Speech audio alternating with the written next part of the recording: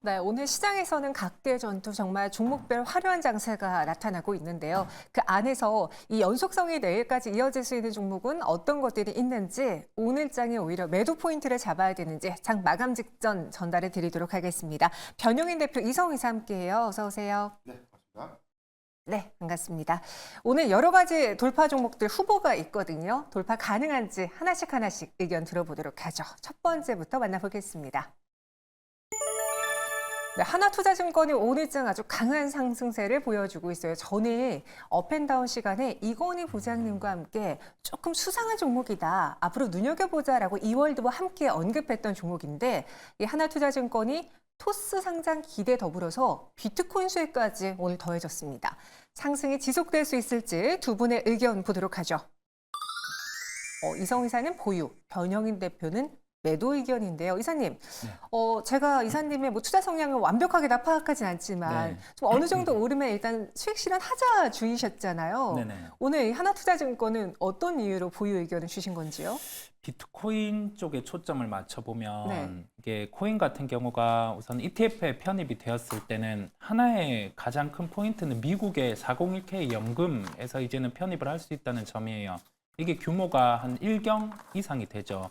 포트폴리오에 전부 다 넣는 것은 아니지만은 이제 ETF 자산으로 인정이 되면서 편입이 가능하다라는 점이 우선은 첫 번째 요인이고요. 두 번째로는 반감기의 도달입니다. 우리가 4월에 비트코인이 반감기에 도달을 하게 되죠.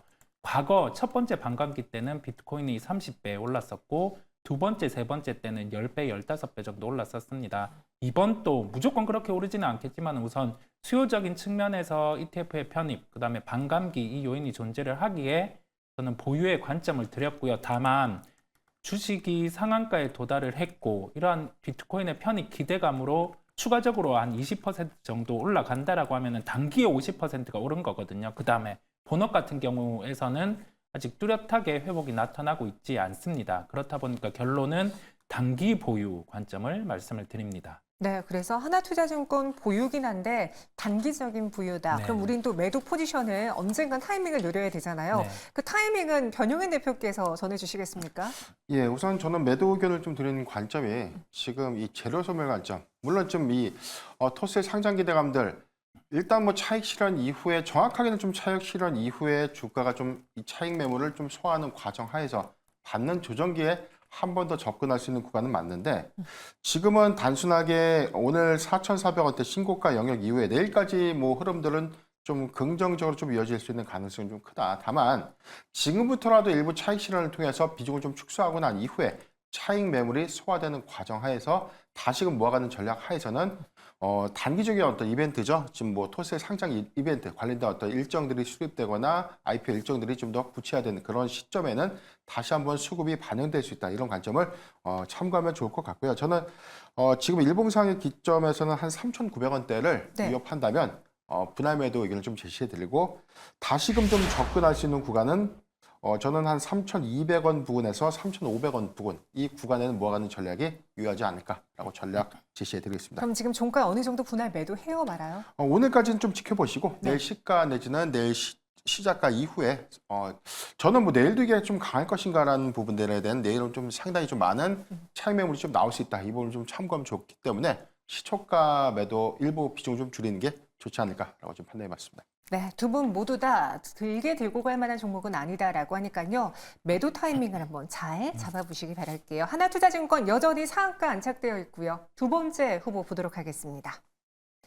돌파가 정말 어려운 종목 중에 하나예요. 삼성전기인데 한중 스마트폰 판매가 회복세를 보여주고 있는데 그 가운데 수혜를 볼 것이다라는 증권사 리포트도 있고요.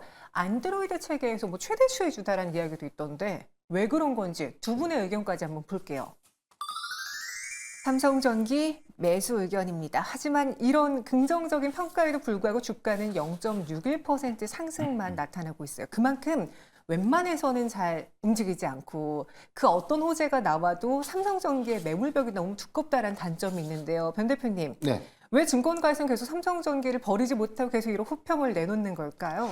최근에 이 부분들에 대해서는 뭐 대형주의 수급과 굉장히 좀 밀접한 연관이 있다고 봅니다. 전체적으로는 지금 12월 CPI 지수에 따른 어떤 관망세 이 부분들이 전체적인 대형주 수급에 어떤 영향으로 좀 작용을 했고요. 두 번째는 금리 인하가 좀 조기에 이루어지지 않을 수도 있다라는 어떤 우려감들이 지금 수급의 정체를 좀 부재하게 만들었던 요인이다라고 판단해봤는데, 다만 삼성전기의 경우에는 지금 온디바이스 AI의 어떤 개화기 수혜 관점에서 아직 실적적인 연동에서 가시화되진 않지만, 지금 뭐 삼성전기가 그 기대감 때문에 주가를 다 가져갈 수는 없는 것이거든요. 그렇다면 온디바이스 개화에 따라서 MLCC에 대한 매출 부분이 좀 반영된 시점, 그렇기 때문에 올해 1분기보다는 2분기 내지 3분기의 실적 동향들을 좀 더 주시해볼 필요가 있다라고 좀 판단을 해봤습니다.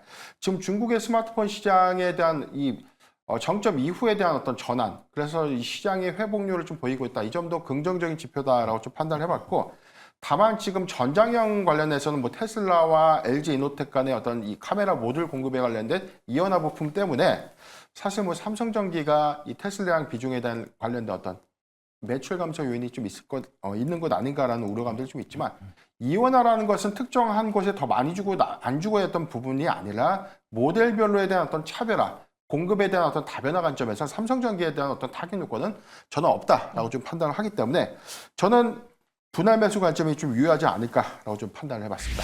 네, 삼성전기 분할 매수 의견입니다.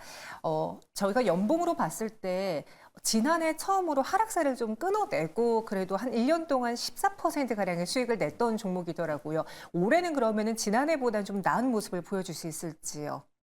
전 나은 모습을 보여주는데, 지금은 중국의 스마트폰 판매 같은 경우가 재고가 줄어든 게 10월 기점, 이제는 실판매 수요가 나타난 게 11월이다 보니까 이런 부분의 실적만큼은 우선 올라온 상황이에요. 지금부터는 온디바이스로 인해서 갤럭시 시리즈의 스마트폰이 판매가 예상치보다 높게 나타난다라고 했을 때, 그때 같은 경우는 주가의 레벨업이 될 수 있을 것으로 보입니다. 그래서 지금 올해 예상되는 영업이익의 비용단을 감안을 해보면 8,900억 정도 이익이 예상이 되고요. 시가총액 한 11조 정도 거래가 되고 있어요. 한 이 정도 실적 같은 경우가 실제로 나온다고 하면은 시가총액 기준 한 15조까지는 상승이 가능합니다. 그런 점을 감안해서 네. 저는 추가 매수 의견을 드리고요. 가격대로는 한 14만 2천 원대 이 정도 가격 정도의 조정이 나온다고 하면은 추가 매수 대응을 하셔도 될 것으로 보입니다. 알겠습니다. 두 분 모두 다 삼성전기 이번에는 그래도 믿어볼 만하지 않을까 매수 버튼 눌러주셨고요. 이어서 다음 종목 보도록 하죠. GPT 스토어 관련주로 움직였던 이스트소프트가 오늘 7, 8%가량의 내림세를 보여주고 있습니다. 전일도 약보합 마감한 데 이어서 추가적인 하락이 나오고 있는데요.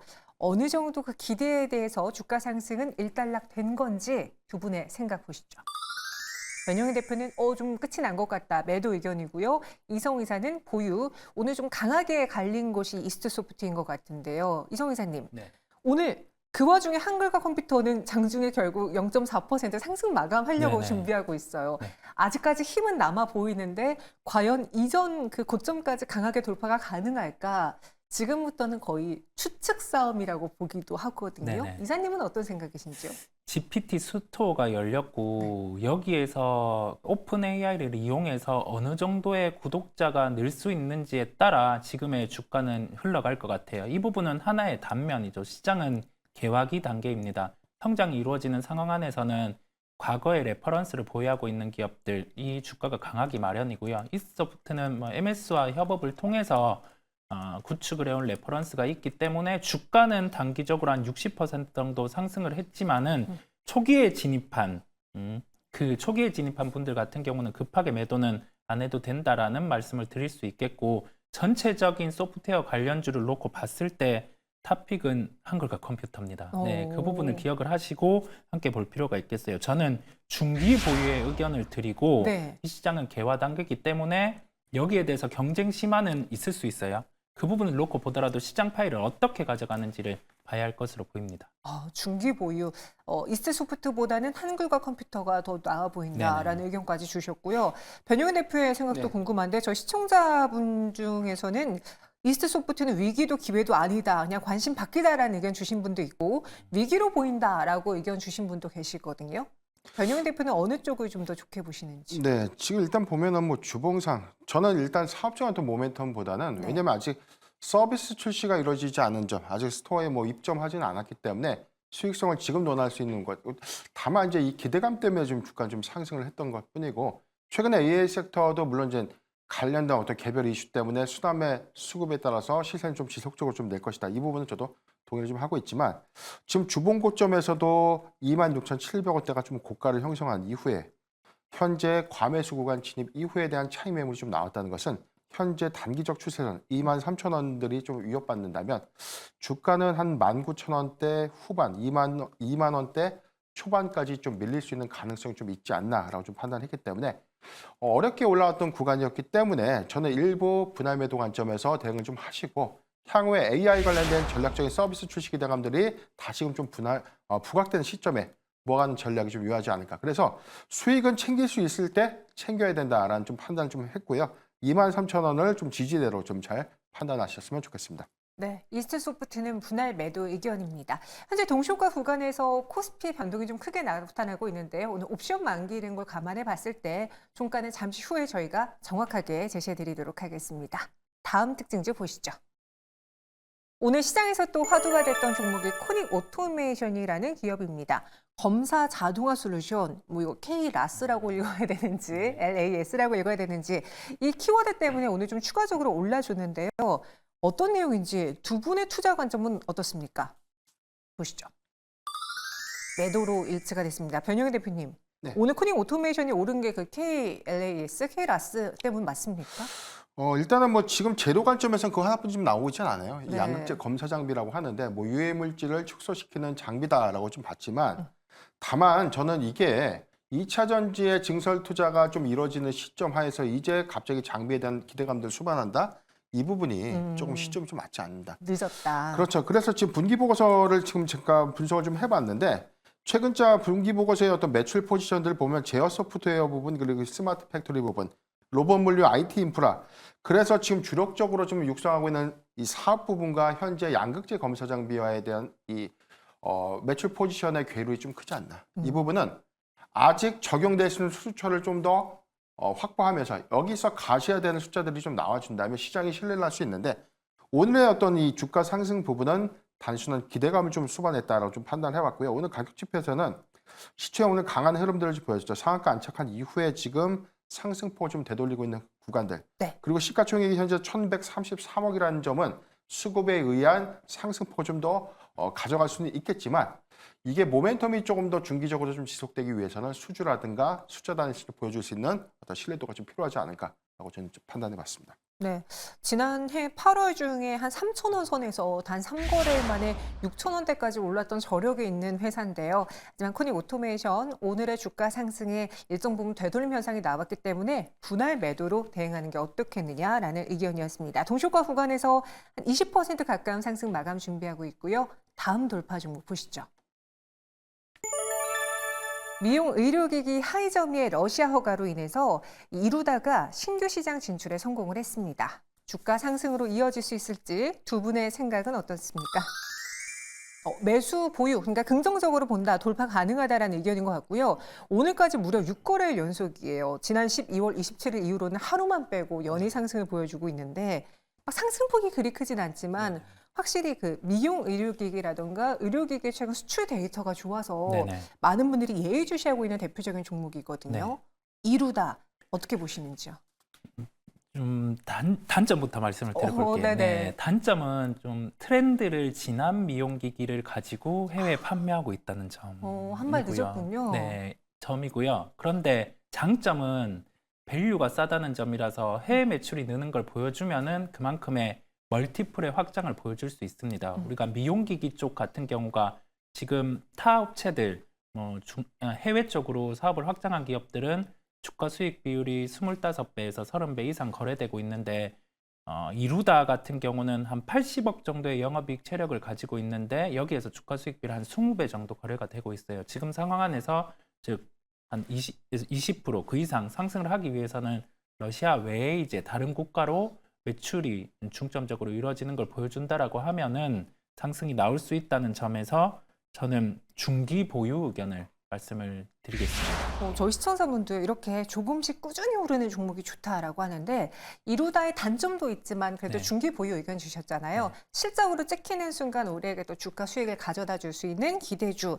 중기적으로 본다면 한 목표가가 있습니까, 이사님? 아까 말씀드린 점처럼 일반적인 그 해외 매출이 나오는 쪽이죠. 처음에 그 미용기기 쪽은 동남아 쪽으로 사업을 확장을 하고 여기에 절정기에서는 유럽이라든지 미국 쪽으로 이제 장비 납품이 들어가게 됩니다. 그랬을 때 한 일반적인 요인을 대입을 해봤을 때는 한 20% 정도의 상승 여력이 남아 있는 것으로 보입니다. 네. 20%가량의 추가 상승도 가능하다. 중기 보유. 하지만 천천히 움직일 수 있기 때문에 중기 보유 의견이고요. 마지막 돌파 기대주 보도록 하죠. LG이노텍입니다. 그룹 XR, 그러니까 LG전자도 이제 XR 사업에 뛰어들었고 곧 있으면은 애플의 비전 프로도 공개가 되죠. 그 기대감에 미리 담아봐도 괜찮을지. 여기도 매수 의견으로 일치가 됐어요. 그 개인 투자자분들이 되게 기대하는데 주가가 많이 안 가는 대형주 중에 하나가 삼성전기랑 네. LG 디스플레이, LG 이노텍 이런 종목이지 않을까 싶은데 이번에는 매수 의견 주셨거든요, 변형 대표님. 네네. 좀 미리 담아두면 우리에게 큰 수익을 가져다 줄 수 있을까요? 네, 지금 이제 보유자가 굉장히 좀 힘든 구간이에요. 10월 20날 21만 3천 원 신저가 이후에 지금 주가도 거의 뭐 바닥권까지 하회를 했기 때문에 지금 애플의 스마트폰 출하 감소 우려감들 그리고 캐펙스의 어떤 감소 우려감 이 부분들은 주가의 지속적인 선반영 하에서 어떤 상승 추이를 좀 저해시키는 요인이 아니었나라고 좀 보고 있고 다만 저는 지금 엑셀 모멘텀보다는 CES 2024에서 지금 주목받고 있는 기술 중에서 저는 모빌리티 부분에 대한 전장화 이 전장화 부품 18종을 공개를 좀 했는데 지금 전체적인 어떤 매출 포지션들을 좀 감안해 봤을 때 광학 솔루션 사업 부분에 대한 비중보다 전장 사업 부분에 대한 이 매출 포지션이 크게 좀 증가될 수 있는 여력들 이 부분은 LG 이노텍의 이 외형 가치를 좀 다르게 좀 평가해야 되는 시점이 좀 아닌가라고 판단해 봤습니다. 최근에 이 조혜공 씨 최종 답변을 통해서 테슬라발 이 독점 장기 공급 계약에 대한 어떤 이 구성 내용들은 좀 공개되지는 않았지만 네. 그래도 지금 북미양 시장에 공급을 하고 있다라고 좀 발표를 했기 때문에 테슬라양 모델에 좀 탑재가 좀 되고 있다라고 좀 이해하시면 좋겠고 다만 SDV 전장화에 대한 빠른 가속화 하에서의 어떤 수혜 기대감들 좀 더 주시해 본다면 LG이노텍 지금 구간 저는 강하게 좀 매수할 수 있는 구간이 아닌가라고 저는 판단해 봤습니다. 네. LG이노텍 현 구간 강력 매수가 가능한 구간이다라는 의견. 현재 동시효과 구간에서는 한 1%가량의 내림세로 장 마감을 준비하고 있습니다. 옵션 만기를 맞아서 이 동시효과 구간의 변동이 워낙 크게 나타나고 있습니다. 아까 코스피는 뭐 마이너스 2%가 넘는 걸 또 보면서 뭐 때문에 그랬지 싶을 수도 있는데요. 오늘은 일단 현재 구간에서 약간 변동이 크다라는 점 감안해 주시고요. 기관의 그래도 매수가 오늘 시장에 나타나면서 코스피 장중 빨간불이 유지할 수 있을지 장 마감 지금부터 한번 만나보도록 하겠습니다.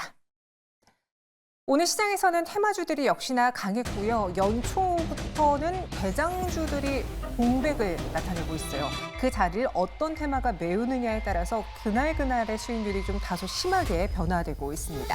다행히 그래도 동시효과 구간 지난 종가 상황에서 코스피는 다시 이전의 상승폭 회복해내면서 0.48%의 상승으로 장을 마쳤는데요.